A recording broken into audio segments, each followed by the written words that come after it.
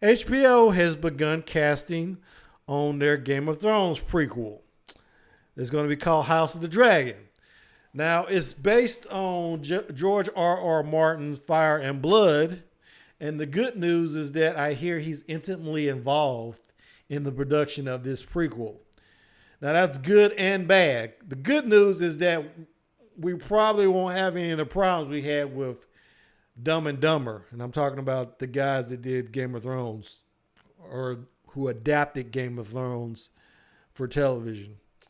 You know who they are. We all know who they are. We all know they messed up trying to rush off and do a Star Wars sequel, but whatever. I'm not here to talk about that. I'm just saying it's great that George R.R. Martin is more involved. He said he might even write some episodes like he did for Game of Thrones. But this is also bad news if you want to see the next book, because apparently you can't work on a television series and write a book. Okay, let me just tell you that just from my experience from being a writer, it's not easy to do. They're totally different mediums for one thing. You have to be in a quiet place, secluded. You need to be reading to get your creative juices flowing. So the idea that he's going to be able to write his book and work on this series, no, I don't think it's possible. Okay, well let's talk about some other good things. They're bringing back some of the people that were involved in Game of Thrones, like this veteran director Miguel Sapochnik, I think is how you say his name. He's going to direct the pilot and some additional episodes. There's going to be 10 episodes in the first season, so that's good. We don't know. See, the Fire and Blood covers like 300 years.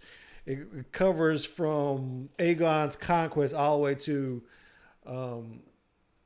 the present day that Game of Thrones deals with, so to speak. Present day. Not our present day, of course, but their present day. So we don't know actually what period of the Targaryen history they're aiming for, but the rumor is that it's going to be about the Dance of the Dragons, Dance of Dragons, which was kind of a civil war with the Targaryens. So bear with me. You might have already heard this mentioned on the show itself. I think Shireen Baratheon mentioned it to Stannis in an episode. The Dance of Dragons. What's it about? It's the story of the fight between Rhaenyra Targaryen and her half-brother Aegon for control of the Seven Kingdoms. Both of them thought they belonged on the Iron Throne. When people started declaring for one of them or the other, their fight divided the kingdoms in two. Brothers fought brothers. Dragons fought dragons. By the time it was over, thousands were dead. And it was a disaster for the Targaryens as well. They never truly recovered. The key figure in the Targaryen Civil War, of course, is King Viserys I. And the whole Civil War starts because he dies. Does that sound familiar? Yes, it sounds familiar. If you're familiar with Game of Thrones, you know that most of what transpired during the show happened after the death of the king. So they're kind of following the same template here. So here's the thing. King Viserys only had daughters. So he groomed one of his daughters, Princess Rhaenyra Targaryen. He groomed her to take over when he died. Here's the problem with that. He got married again after his first wife died, and he had a bunch of sons. The oldest son was named Aegon Targaryen. Aegon Targaryen thought that he should be king when his father died. So the Civil War happened between people back in Rhaenyra Targaryen and people back in Aegon II. The people on the side of Princess Rhaenyra were called the Blacks because apparently there was some kind of tournament where Rhaenyra's side of the family, they all were black, and Aegon's side of the family, they wore green. So The two factions are called the Blacks and the Greens. The Blacks and the Greens are fighting throughout this sequel. And if you want a good write-up of what happened during this Civil War, I would encourage you to go. There's a wiki for the Song of Ice and Fire, and they cover this whole episode of, between the Targaryens. And it's really interesting. I think it's probably going to be good. You have to remember that the Targaryens had dragons at this point in their history. This was like 150 years before the current Game of Thrones.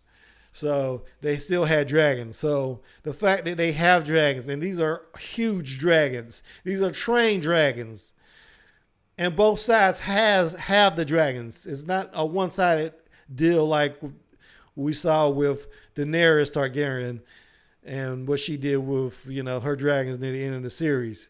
So I expect it to be pretty damn awesome if HBO gives it the right budget. So I'm looking forward to that. Here's another piece of bad news. It's not coming out till, get this, the year 2022. That's right, 2022. So if you're thinking that we're going to see this in a few months or something, I hate to break it to you, you're not going to see it for a while. So you're going to have to survive coronavirus, first of all. You have to survive the end of Trump's presidency or his current presidency, if his ongoing presidency, if he gets elected again. So you're going to have to survive that, and probably climate change and a bunch of other stuff. So I'm just saying, I'm just trying to depress you here, I guess. But you're going to have to survive a lot to get to this series. So, like I said, don't get ahead of yourself is all I'm saying.